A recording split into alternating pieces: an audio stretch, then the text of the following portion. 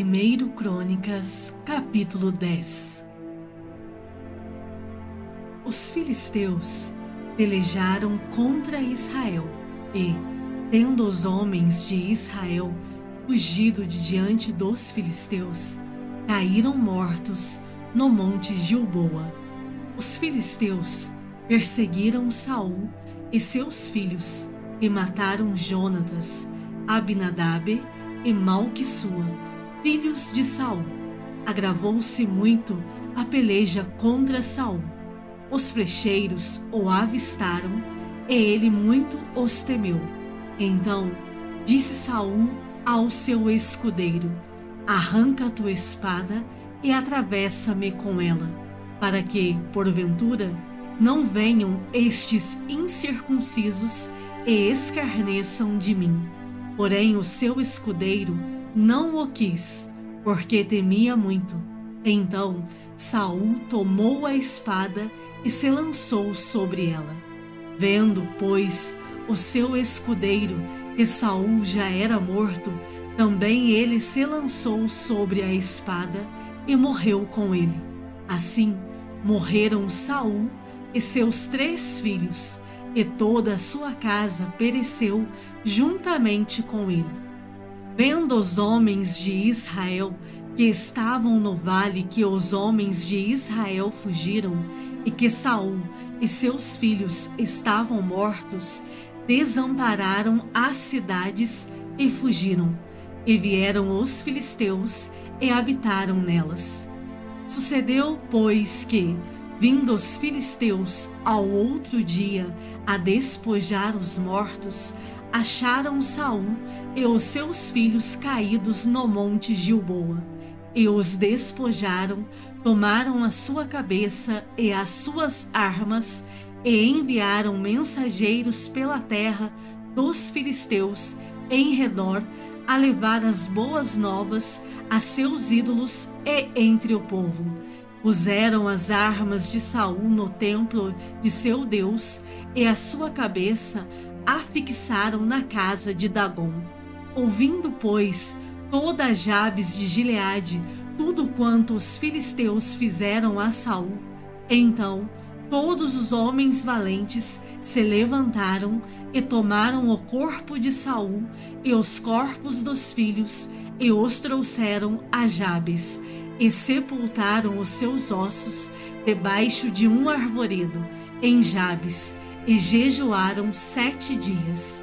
Assim morreu Saul por causa da sua transgressão cometida contra o Senhor, por causa da palavra do Senhor que ele não guardara, e também porque interrogara e consultara uma necromante, e não ao Senhor, que, por isso, o matou e transferiu o reino a Davi, filho de Jessé.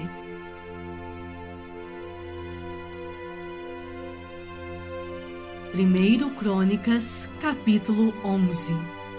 Então todo Israel se ajuntou a Davi em Hebrom, dizendo: somos do mesmo povo de que tu és. Outrora, sendo Saul ainda rei, eras tu que fazias saídas e entradas militares com Israel. Também o Senhor teu Deus te disse: tu apacentarás o meu povo de Israel, serás chefe sobre o meu povo de Israel. Assim, pois, todos os anciãos de Israel vieram ter com o rei em Hebrom, e Davi fez com eles aliança em Hebrom perante o Senhor. Ungiram Davi rei sobre Israel, segundo a palavra do Senhor, por intermédio de Samuel. Partiu Davi e todo Israel para Jerusalém, que é Jebus, porque ali estavam os jebuseus que habitavam naquela terra. Disseram os moradores de Jebus a Davi: tu não entrarás aqui. Porém Davi tomou a fortaleza de Sião, esta é a cidade de Davi. Porque disse Davi: qualquer que primeiro ferir os jebuseus será chefe e comandante. Então Joabe, filho de Zeruia, subiu primeiro e foi feito chefe. Assim, habitou Davi na fortaleza, pelo que se chamou a cidade de Davi. E foi edificando a cidade em redor, desde Milo, completando o circuito, e Joabe renovou o resto da cidade. Ia Davi crescendo em poder cada vez mais, porque o Senhor dos Exércitos era com ele. São estes os principais valentes de Davi, que o apoiaram valorosamente no seu reino, com todo o Israel, para o fazerem rei, segundo a palavra do Senhor no tocante a esse povo. Eis a lista dos valentes de Davi: Jazobeão, Aquimonita, o principal dos 30, o qual, brandindo a sua lança contra 300, de uma vez os feriu. Depois dele, Eleazar, filho de Dodô, o Aioíta.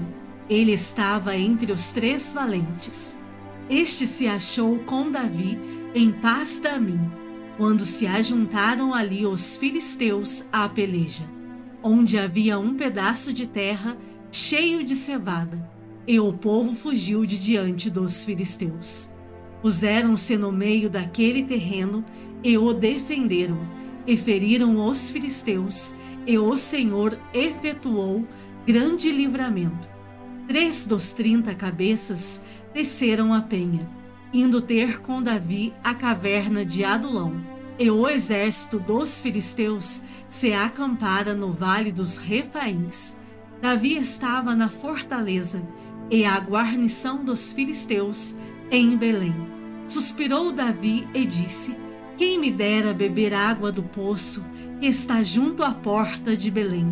Então aqueles 3 romperam pelo acampamento dos filisteus e tiraram água do poço junto à porta de Belém, e tomaram-na e a levaram a Davi. Ele não a quis beber, mas a derramou como libação ao Senhor, e disse: longe de mim, ó meu Deus, fazer tal coisa. Beberia eu o sangue dos homens que lá foram com perigo de sua vida? Pois, com perigo de sua vida a trouxeram, de maneira que não a quis beber. São essas as coisas que fizeram os 3 valentes. Também Abisai, irmão de Joabe, era a cabeça dos 30, o qual, brandindo a sua lança contra 300, os feriu, e tinha nome entre os primeiros 3. Era ele mais nobre do que os 30 e era o cabeça deles. Contudo, aos primeiros 3 não chegou. Também Benaia, filho de Joiada, era homem valente de Cabzeel e grande em obras. Feriu ele 2 heróis de Moabe, desceu numa cova e nela matou um leão no tempo da neve. Matou também um egípcio, homem da estatura de 5 côvados. O egípcio trazia na mão uma lança como o eixo do tecelão. Mas Benaia o atacou com um cajado, arrancou-lhe da mão a lança e com ela o matou. Estas coisas fez Benaia, filho de Joiada, pelo que teve nome entre os primeiros 3 valentes. Era mais nobre do que os 30, porém aos 3 primeiros não chegou, e Davi o pôs sobre a sua guarda. Foram os heróis dos exércitos: Azael, irmão de Joabe, Elanã, filho de Dodô, de Belém, Samote, Arorita, Elis, Pelonita, Ira, filho de Iques, Tecoíta, Abiezer, Anatotita, Sibecai, Uzatita, Ilai, Aoíta, Maarai, Netofatita, Elede, filho de Baaná, Netofatita, Itai, filho de Ribai, de Gibeá, dos filhos de Benjamim, Benaia, Piratonita, Urai, do ribeiro de Gaás, Abiel, Arbatita, Asmavete, Baarumita, Eliaba, Saalbonita, Bene-Azem, Gizonita, Jonatas, filho de Sage, Ararita, Aião, filho de Sacar, Ararita, Elifal, filho de Ur, Éfer, Mequeratita, Aias, Pelonita, Esro, Carmelita, Naarai, filho de Esbai, Joel, irmão de Natã, Mibar, filho de Agri, Zeleque, Amonita, Naarai, Beerotita, o que trazia as armas de Joabe, filho de Zeruia, Ira, o Itrita, Garebe, Itrita, Urias, Eteu, Zabade, filho de Alai, Adna, filho de Sisa, Rubenita, chefe dos Rubenitas, e com ele 30. Anã, filho de Maaca, Josafá, Mitenita, Uzias, Asteratita, Sama e Jeiel, filhos de Otão, Aroerita, Gediael, filho de Sinri, e Joá, seu irmão, Tizita, Eliel, Maavita, Jeribai e Josavias, filhos de Elnaão, Itma, Moabita, Eliel, Obed e Jaaziel, de Zoba.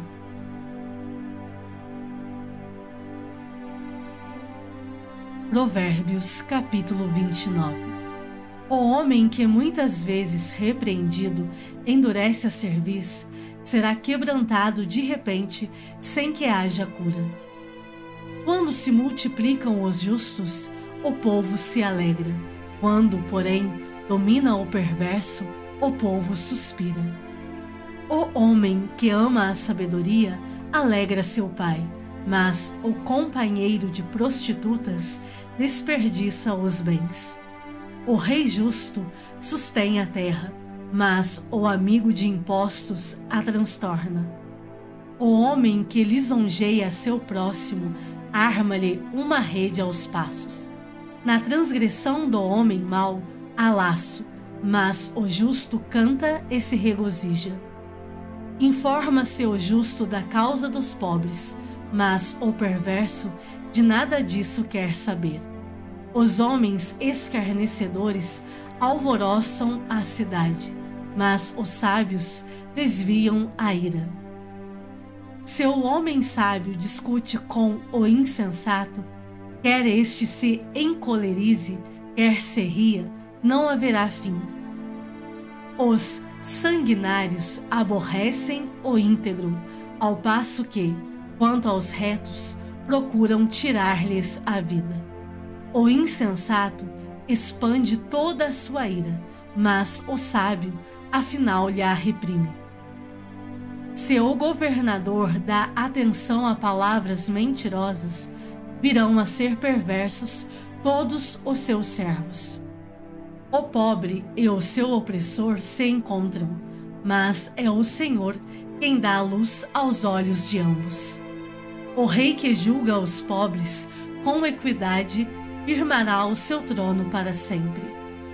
A vara e a disciplina dão sabedoria, mas a criança entregue a si mesma vem a envergonhar a sua mãe. Quando os perversos se multiplicam, multiplicam-se as transgressões, mas os justos verão a ruína deles. Corrige o teu filho e te dará descanso, dará delícias à tua alma. Não havendo profecia, o povo se corrompe, mas o que guarda a lei, esse é feliz. O servo não se emendará com palavras, porque, ainda que entenda, não obedecerá. Tens visto um homem precipitado nas suas palavras? Maior esperança há para o insensato do que para ele. Se alguém amimar o escravo desde a infância, por fim ele quererá ser filho. O iracundo levanta contendas, e o furioso multiplica as transgressões. A soberba do homem o abaterá, mas o humilde de espírito obterá honra. O que tem parte com o ladrão aborrece a própria alma, ouve as maldições e nada denuncia.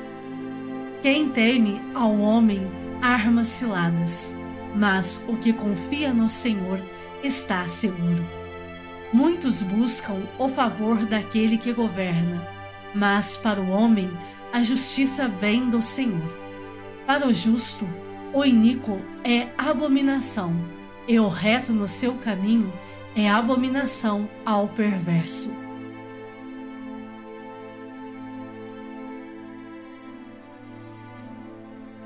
Apocalipse, capítulo 13. Vi emergir do mar uma besta que tinha 10 chifres e 7 cabeças e, sobre os chifres, 10 diademas e, sobre as cabeças, nomes de blasfêmia. A besta que vi era semelhante a leopardo, com os pés como de urso e boca como de leão, e deu-lhe o dragão o seu poder, o seu trono e grande autoridade. Então vi uma de suas cabeças como golpeada de morte, mas essa ferida mortal foi curada, e toda a terra se maravilhou seguindo a besta, e adoraram o dragão, porque deu a sua autoridade à besta. Também adoraram a besta, dizendo: quem é semelhante à besta? Quem pode pelejar contra ela? Foi-lhe dada uma boca que proferia arrogâncias e blasfêmias, e autoridade para agir 42 meses. E abriu a boca em blasfêmias contra Deus, para lhe difamar o nome e difamar o tabernáculo, a saber, os que habitam no céu. Foi-lhe dado também que pelejasse contra os santos e os vencesse. Deu-se-lhe ainda autoridade sobre cada tribo, povo, língua e nação, e adorá-la-ão todos os que habitam sobre a terra, aqueles cujos nomes não foram escritos no livro da vida do Cordeiro, que foi morto desde a fundação do mundo. Se alguém tem ouvidos, ouça. Se alguém leva para cativeiro vai. Se alguém matar a espada, necessário é que seja morto a espada. Aqui está a perseverança e a fidelidade dos santos. Vi ainda outra besta emergir da terra. Possuía 2 chifres, parecendo cordeiro, mas falava como dragão. Exerce toda a autoridade da primeira besta na sua presença. Faz com que a terra e os seus habitantes adorem a primeira besta, cuja ferida mortal fora curada. Também opera grandes sinais, de maneira que até fogo do céu faz descer a terra diante dos homens. Seduz os que habitam sobre a terra por causa dos sinais que lhe foi dado executar diante da besta, dizendo aos que habitam sobre a terra que façam uma imagem à besta, aquela que, ferida a espada, sobreviveu. Ele foi dado comunicar fôlego à imagem da besta, para que não só a imagem falasse, como ainda fizesse morrer quantos não adorassem a imagem da besta. A todos, os pequenos e os grandes, os ricos e os pobres, os livres e os escravos, faz que lhes seja dada certa marca sobre a mão direita ou sobre a fronte, para que ninguém possa comprar ou vender, senão aquele que tem a marca, o nome da besta ou o número do seu nome. Aqui está a sabedoria. Aquele que tem entendimento, calcule o número da besta, pois é número de homem. Ora, esse número é 666.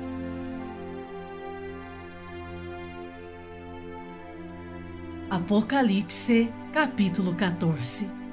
Olhei, e eis o Cordeiro em pé sobre o monte Sião, e com ele 144.000, tendo na fronte escrito o seu nome e o nome de seu pai.